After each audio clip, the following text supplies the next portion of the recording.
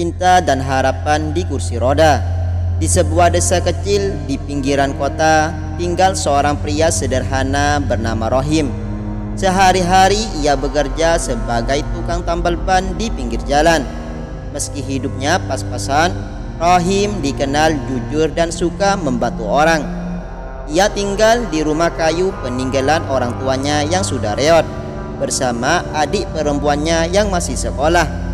Suatu pagi yang gerimis, Rohim sedang menambal ban sepeda motor seorang pelanggan ketika sebuah mobil mewah berhenti di dekat bengkelnya yang hanya beralas tanah.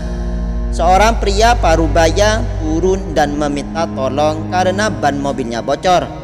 Rohim tanpa pikir panjang segera membantu. Saat membuka bagasi, matanya sempat menoleh ke kursi belakang mobil. Di sana duduk seorang wanita muda dengan tubuh yang tampak lemah dan duduk di kursi roda. Wajahnya cantik, tapi sorot matanya kosong. Rohim hanya menunduk sopan, lalu fokus bekerja. Setelah selesai, si pria parubaya membayar dengan uang lebih dan berkata, "Terima kasih nak, kami sedang dalam perjalanan ke rumah sakit. Anak saya Naila sudah 3 tahun lumpuh setelah kecelakaan." Rohim hanya mengangguk, tetapi wajah Naila terpatri di benaknya. Beberapa hari kemudian, saat Rohim membantu seorang ibu tua menyeberang jalan dekat rumah sakit, ia melihat kembali wanita di kursi roda itu. Naila didorong oleh perawat. Kali ini Rohim memberanikan diri menyapa. "Selamat pagi mbak, semoga harimu lebih baik," katanya dengan senyum hangat. Naila mengangguk pelan, matanya sempat menatap Rohim sejenak. Itu adalah kali pertama dalam waktu lama ia merespon orang asing. Sejak hari itu, setiap kali Rohim mengantar ban ke pelanggan di sekitar rumah sakit, ia menyempatkan menyapa Naila. Kadang hanya menyapa, kadang mendorongkan kursi rodanya ke taman sebentar. Tak ada niat muluk, ia hanya ingin membuat hari gadis itu lebih berwarna. Namun dari situ, kehidupan keduanya perlahan berubah. Hari-hari berlalu dan interaksi kecil antara Rohim dan Naila mulai menjadi rutinitas yang dinantikan. Rohim tak pernah datang dengan tangan kosong. Kadang ia membawakan bunga liar dari pinggir jalan, sesekali membawakan buku bacaan bekas, atau hanya duduk dan mengobrol tentang hal-hal sederhana seperti suara burung, hujan yang turun semalam, atau cerita masa kecil. Awalnya Naila hanya mendengarkan, namun perlahan senyumnya mulai muncul. Ia merasa Rohim tidak pernah memandangnya dengan kasihan atau memandang kekayaannya. Rohim hanya melihat dirinya sebagai manusia. Suatu sore saat hujan rintik turun dan mereka duduk di taman rumah sakit, Naila bertanya, "Mas Rohim, kenapa kamu mau terus datang ke sini? Aku ini hanya beban, bahkan berjalan saja tak bisa." Rohim menjawab tenang, "Karena saya tidak melihat Mbak sebagai beban. Saya melihat seseorang yang masih punya cahaya, hanya tertutup awan gelap. Saya pernah hampir menyerah hidup, tapi seseorang pernah bilang, kadang yang miskin harta justru kaya hati. Mungkin sekarang giliran saya menguatkan orang lain." Naila diam, air matanya jatuh perlahan. Itu adalah kali pertama ia menangis bukan karena putus asa, tapi karena merasa dimengerti. Beberapa minggu kemudian, ayah Naila, Pak Rendra, memanggil Rohim ke rumah mereka yang besar. Rohim datang dengan canggung, merasa seperti tukang tambal ban yang salah masuk dunia orang kaya. Pak Rendra memandangnya dengan tatapan tajam tapi adil. "Aku tahu kau sering menemui anakku. Ia mulai tertawa lagi karena kau. Tapi aku ingin tahu niatmu, nak Rohim." Rohim menunduk hormat. "Saya tak punya apa-apa, Pak. Tak bisa menjanjikan apapun. Tapi selama saya hidup, saya ingin membuat Naila merasa berharga. Bukan karena kakinya, bukan karena hartanya, tapi karena hatinya." Pak Rendra menatapnya dalam-dalam. Lalu untuk pertama kalinya beliau tersenyum tipis. "Baiklah, buktikan itu." Hari itu menjadi titik balik. Rahim tak hanya datang sebagai teman, ia mulai menemani Naila dalam terapi, membantunya belajar berdiri meski berat. Bersama mereka saling menyemangati. Rahim dengan segala keterbatasannya menjadi penyulut harapan Naila yang lama padam. Namun cobaan baru segera datang. Beberapa bulan setelah Rahim mulai mendampingi Naila dalam sesi terapi, kemajuan Naila cukup terlihat. Ia mulai bisa menggerakkan kakinya perlahan meski harus dibantu alat. Semangat hidupnya kembali dan wajahnya kembali cerah seperti dulu. Namun tak semua orang menyambut kebahagiaan itu dengan tangan terbuka.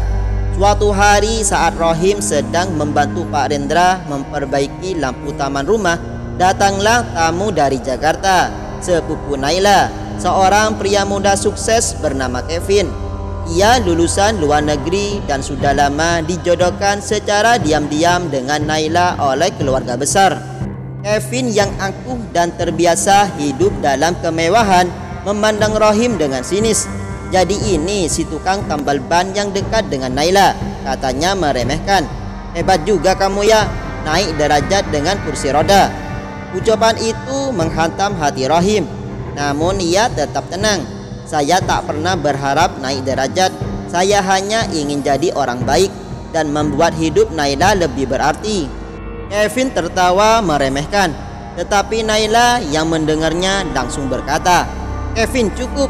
Dia mungkin tak punya gelar atau uang, tapi dialah yang membuatku ingin hidup lagi, bukan kamu." Perdebatan itu membuat keluarga besar Naila resah. Beberapa mulai membujuk Pak Rendra agar menjauhkan Rahim. Bahkan ibunya Naila mulai menyarankan agar Naila kembali ke Jakarta untuk perawatan lanjutan dan menjauhi pria tidak setara. Pak Rendra menjadi bingung. Di satu sisi ia melihat ketulusan Rahim, tapi di sisi lain tekanan dari keluarga dan masyarakat membuatnya ragu. Sementara itu Rahim sendiri mulai merasa kecil. Malam-malam ia merenung di bengkel kecilnya. Ia bertanya pada dirinya sendiri, apakah aku pantas? Apakah aku justru membebani Naila? Namun jawabannya datang dari adik perempuannya, Ratih, yang masih SMA. "Mas Rahim, selama ini kita hidup miskin, tapi Mas tak pernah menyerah. Kalau Mas pergi dari Mbak Naila hanya karena takut, berarti Mas kalah. Padahal Mas yang ngajarin aku untuk berani hidup jujur dan tulus. Jangan mundur, Mas." Kata-kata itu menyadarkan Rahim. Esoknya ia kembali menemui Naila, bukan untuk mundur tapi untuk berdiri lebih kuat. "Aku tak bisa menjanjikan rumah besar, Naila," kata Rahim, "tapi aku berjanji tak akan pernah meninggalkan kamu, sekalipun semua orang menentang kita." Naila menatapnya lama. Matanya berkaca. "Aku tak butuh rumah besar, Rahim. Aku hanya ingin hidup bersama orang yang membuatku merasa hidup." Namun kebahagiaan itu belum usai diuji. Beberapa hari kemudian kecelakaan kecil terjadi di bengkel Rahim. Ban truk meledak saat ia mengisi angin. Rahim terpental dan tak sadarkan diri. Ia dilarikan ke rumah sakit tempat Naila menjalani terapi. Kali ini Naila yang harus memilih, tetap diam sebagai pasien atau bangkit demi orang yang ia cintai. Kecelakaan yang menimpa Rahim menjadi kabar yang mengguncang Naila. Ia duduk terpaku di kursi rodanya saat mendengar bahwa pria yang selama ini menjadi cahayanya kini terbaring tak sadarkan diri. Dokter mengatakan Rahim mengalami cedera di kepala dan harus menjalani observasi intensif. Meski tidak kritis, kondisinya belum stabil. Tak ada keluarga yang bisa mendampingi saat itu, karena adik Rahim masih sekolah dan tinggal jauh dari kota. Dan saat itulah sesuatu dalam diri Naila berubah. Ditemani perawat, Naila berkata lirih, "Antarkan aku ke ruang Rahim sekarang." Perawat menolak karena protokol, tapi Naila bersikeras. Di tengah keputusasaan, tangannya yang dulu hanya diam mulai menggenggam pegangan kursi roda dengan kuat. "Berhenti mendorong," katanya pelan. "Aku akan mencoba sendiri." Langkah demi langkah dengan seluruh kekuatan dan air mata yang mengalir, Naila berusaha berdiri dari kursi roda. Tubuhnya gemetar namun semangatnya menyala. Aku harus menemuinya.